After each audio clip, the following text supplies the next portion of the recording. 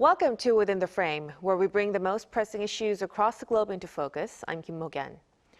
The upcoming APEC Leaders Meeting in Gyeongju is drawing global attention, not just for economic talks, but for its diplomatic stakes. A possible U.S. China summit, renewed North Korea-U.S. dialogue, and South Korea's balancing act between both powers are all in focus. As President Lee Jae Myung aims to secure meaningful outcomes, new sanctions and unresolved trade tensions are raising the pressure. With multiple summits potentially unfolding, APEC 2025 could prove to be a key moment in reshaping the region's diplomatic landscape. To break down how the key diplomatic flashpoints surrounding the APEC would evolve, we have Robert Kelly, Professor of International Relations at Pusan National University. A big welcome. Hi, thank you for having me. And also joining us is Christophe Godin, Professor of Political Science at Kookmin University. Good to see you, Professor. Yeah, good to see you again. Good evening.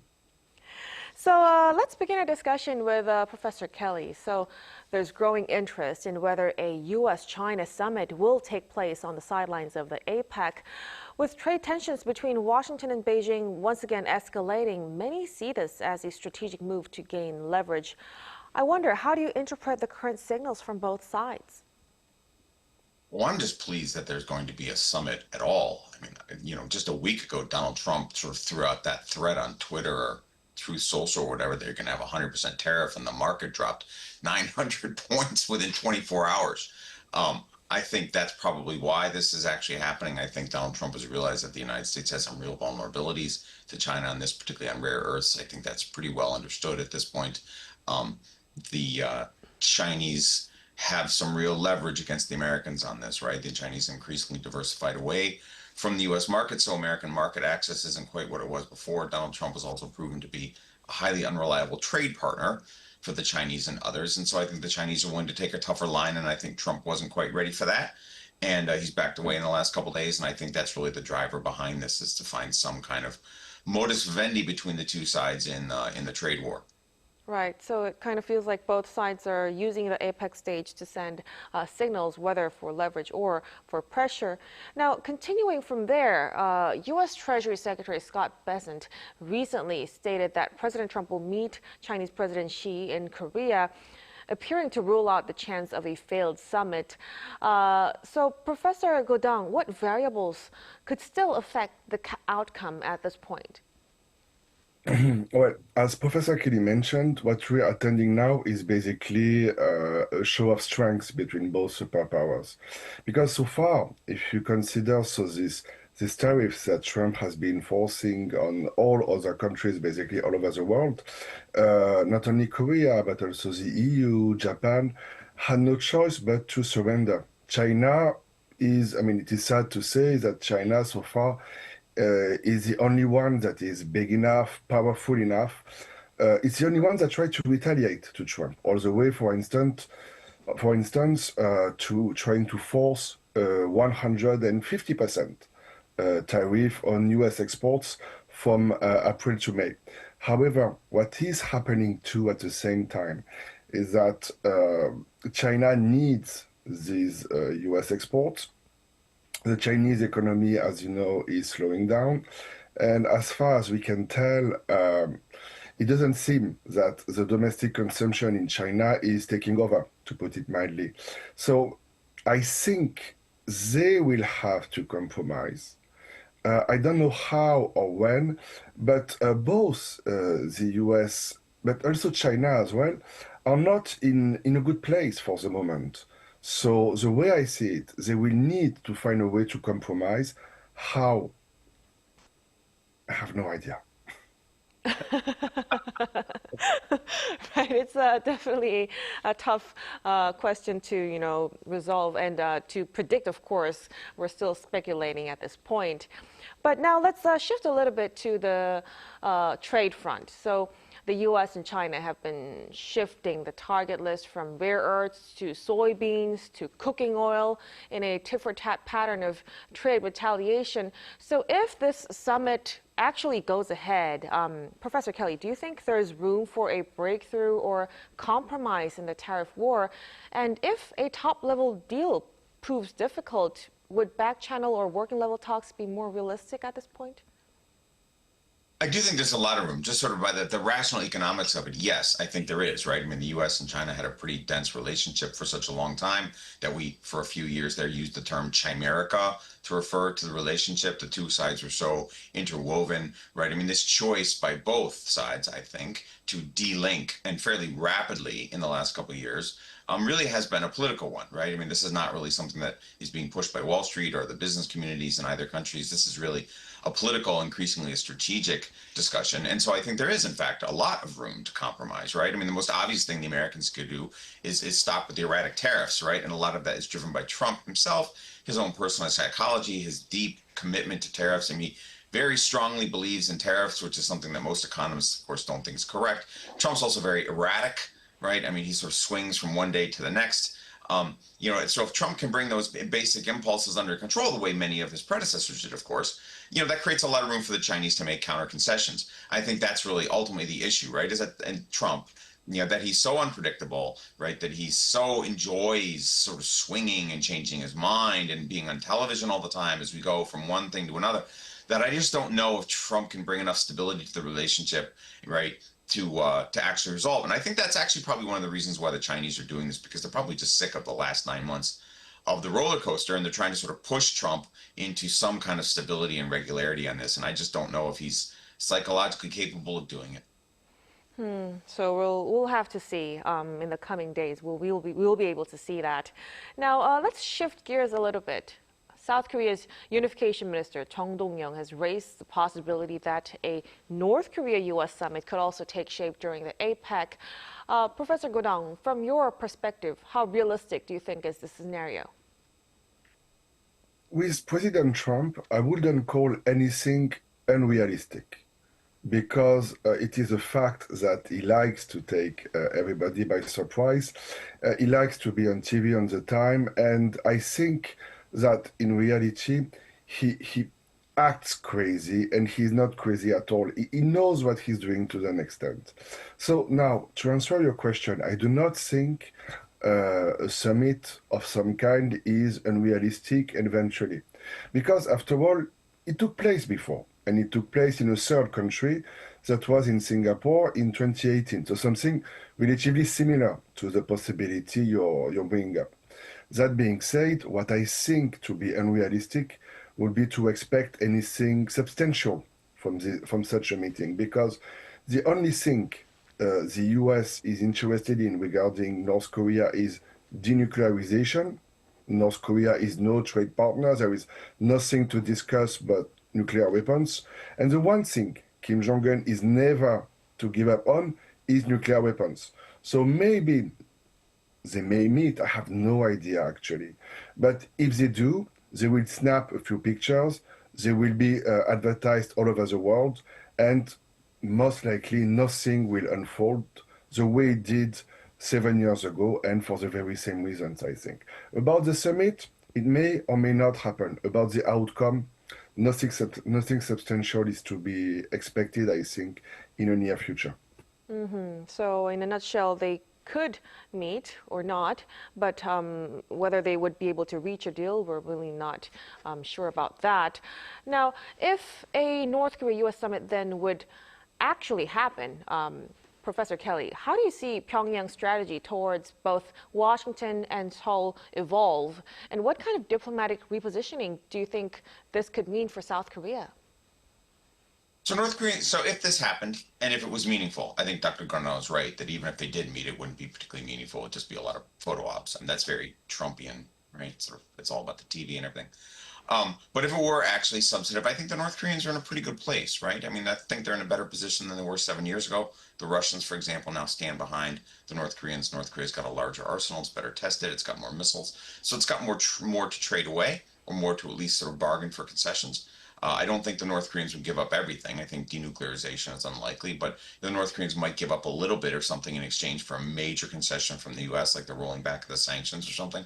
But I mean, we know from the way the North Koreans negotiate and have for several decades that they're tough players, right? That they're going to demand a lot for a little. And this is why I think that even if, again, I think Dr. Godon was right here, that even if you had the summit, not much would come from it, because if you're going to really get into the details of North Korea, you got to do a lot of prep work. You got to do a lot of groundwork for a breakthrough. And Trump just hasn't done that. He didn't do that back in 2007, 18. 2017 and 18, right? And so even if you were to meet with him now, unless there'd been a lot of staff work in the run-up, I mean, like months of effort trying to figure out like what we could give up to North Korea in exchange for what, then nothing would really come of it, because the North Koreans aren't going to agree to some kind of, Trumpian song and dance about, oh, we'll build a Trump Tower in Pyongyang. The North Koreans aren't going to get taken like that. Trump's got to offer something really meaningful, and he just hasn't prepped the country, Congress, the U.S. military, the South Koreans to make any kind of a major concession, right? And, if he did and the South Koreans didn't like it, that could lead to an alliance breach. I just can't. It's very, very hard to foresee anything coming from a summit in the next, month. Right, especially with a lot of things happening across the globe. North Korea could have been at the bottom of Trump's priorities as well. Now, meanwhile, there's also rising anticipation over a possible Lee Jae Myung, President Donald Trump summit. Do you think this could serve as a breakthrough moment for the stalled tariff negotiations between the two countries, Professor Godin? Well, it can, because it's already happened. The last time they met, so it was last summer, what is interesting about all of it is that during his campaign, Lee Jae Myung, for the most part, dodged international issues. He wouldn't discuss Trump, he wouldn't discuss North Korea, and so there was a lot of anticipation as to how we would be able to manage a meeting, a negotiation with a partner that is as unreliable, as erratic, as chaotic even as President Trump. And so far, South Korea has been taking a very proactive approach that's proved successful as far as we can tell. For instance, if you think of this Make American Shipbuilding Great Again plan, it is something simple they could sell to Trump, and of course something that Trump in turn could sell to the American public opinion. As a result, tariffs have decreased significantly from 25 to 15%. And 2 points. First, Korean exports to the U.S. have decreased, but not by much, by 1%, which is, of course, not to be compared with these 15% tariffs that are paid by American consumers anyway, not by Koreans directly. That's the first point. And second, anyway, Korea is not in a bad place at all, because Korea, for the most part, has been able to compensate, in reality overcompensate, with other trading partners. So most likely there will be a meeting, and so far the strategy of the Lee administration has been successful, and much more so than Japan's or France's or Germany's in the EU, for instance. So far so good, and there is no reason I can think of to think that it is not to continue this way, at least in the months to come. Right, so we will be hoping for a little bit of more details after the two leaders would be able to meet. Now, a South Korea-China summit is also expected to take place on the sidelines of APEC, but there are concerns over, Beijing's recent announcement of sanctions targeting Hanwha Ocean's operations in the U.S. Professor Kelly, what's the likely motivation behind these sanctions on a South Korean firm, and how should the Korean government navigate this diplomatically? Yeah, so I think the Chinese are beginning to sense that with the decline of America's overseas commitment, right, with the decline of the domestic commitment in the United States to a forward commitment in Europe and Asia, that there is sort of room to push. There's a lot of rumors that when the U.S. National Military Strategy or the U.S. National Security Strategy, these are big documents from the Pentagon, when these are released in the next 6 months or so, that they will state that the primary focus of U.S. grand strategy is now the Western Hemisphere.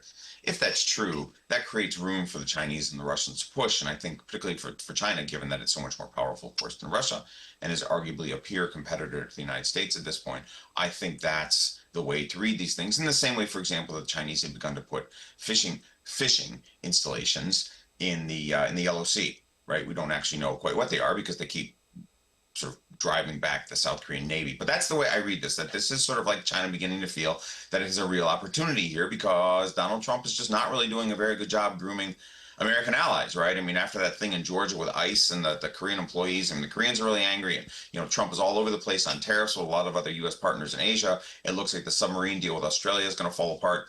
I mean, Trump just doesn't seem to want to sort of build a sort of durable allied coalition against China, for example, to block China's rise in the region. And that's the way I interpret this. The Chinese see an opportunity to push the Koreans when the Americans aren't terribly reliable. And that's what they'll be doing here. I would imagine you'll see these kinds of things more and more in the future. Mm-hmm. Thank you for that. Now, speaking of which, a little bit to the broader U.S. China rivalry. As for South Korea, Professor Gudang, what kind of role do you think Seoul should play as a mediator or a balancing actor in the region? I'm not sure my opinion matters much. What I can tell you is that I've heard a lot of American officials and academics privately in conferences, and even last time I joined you on your set a couple of weeks ago, if you remember. It is very, very, very dangerous an approach, they say, because it doesn't play well in DC, because I understand the rationale behind it, and I do think the Korean government means well. But the reason why it doesn't play well in Washington, according to most Americans I was able to discuss the subject with, is that first, it makes it sound like Americans and Chinese are not able to manage their own business. And also, if Korea were to serve as a go-between, what would this mean concretely? To say what, to organize what discussions? Chinese see South Korea to be a U.S. ally, and objectively it is. And so therefore, as South Korea is not neutral, how could you be expected to bridge between such opposite interests? If you were, say, I don't know, Switzerland or Sweden even, you wouldn't be part of the issue. But Korea is very much involved into whatever's happening on the Korean peninsula. So I think this approach is dangerous. If Korea wants to host talks the way Singapore years ago, it's for the greater good, but getting involved into these talks, objectively, I think there is a lot to lose and nothing concrete to win, I could think of, concretely speaking. Right. So you mean we should be able to take a more cautious approach when speaking of the term mediator between the two superpowers, of course. Now, finally, before we conclude our discussion tonight, from the perspective of the Lee Jae Myung administration, Professor Kelly, what would constitute meaningful diplomatic results coming out of the Gyeongju APEC Leaders Meeting? If the administration can broker a meaningful sit down between Donald Trump and Xi Jinping and they actually come out with some kind of statement on the trade war, right, as the two biggest economies in the system, that would be in itself a major success. I think any kind of a binding multilateral statement or agreement in a club as diverse as APEC is unlikely, right? I mean, APEC stretches from like Russia to Chile. I mean, that's, it's pretty difficult. Instead, I think some bilateral meetings that return some real value on, say, the trade war, on Ukraine, on North-South relations, U.S. relations with South Korea, something like that. That would be a success, right? Some kind of bilateral or minilateral statement that actually really binds the two players. And I think probably China and the U.S. is probably the most important one. Right. With the spotlight on APEC, the stakes are high for Seoul to walk away with something concrete. We'll have to leave our discussion right here for tonight. Thank you so much for your sharp analysis and for your time tonight, Professor Kelly. Thanks for having me. And Professor Gudang, of course, we really appreciate it. The pleasure is mine. Thank you. And that'll be all from us on Within the Frame. Be sure to tune in again next time as we continue to explore the stories that matter. Until then, stay informed and engaged.